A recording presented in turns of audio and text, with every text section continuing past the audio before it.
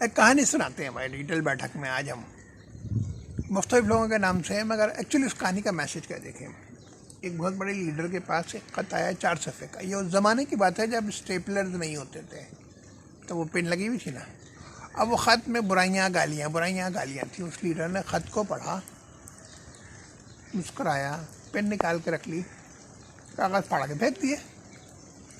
اس کی سیکرٹری ہے جو ساتھی تھا، اس نے کہا کہ آپ اس کو جواب نہیں دیں گے، اس نے کیسی باتیں کی ہیں؟ تو اس نے کہا دیکھو اس پورے خط میں جو کام کی چیز تھی وہ ایک پن تھی، وہ میں نے رکھ لی،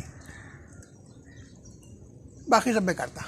میں اس کو غصے میں جواب دینے کا فائدہ کیا ہے؟ غور کروں گا، جو خامی ہے اپنی دور کر لوں گا۔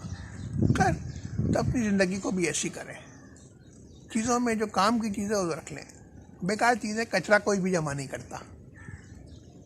دیکھیں کچرے میں اور اینٹیک میں بہت فرق ہوتا ہے۔ کچرا مت جمع کریں، کام کی چیزیں جمع کریں، لوگوں سے سیکھیں۔ ہم جو ہے زندگی کو 1 اور 0 کہتے ہیں، نہیں بھائی زندگی 1 0 نہیں ہے، بلیک اینڈ وائٹ نہیں ہے، گرے کے شیڈ میں۔ لوگوں میں جو اچھائیاں ہیں وہ پہچانیں، ان کی برائیوں کی طرف توجہ مت دیں۔ جب تک آپ کسی کی اچھائیوں کو نہیں پہچانیں گے، وہ اچھائیاں ایکوائر کرنے کی کوشش نہیں کریں گے، تو آپ میں امپرومنٹ نہیں آئے گی۔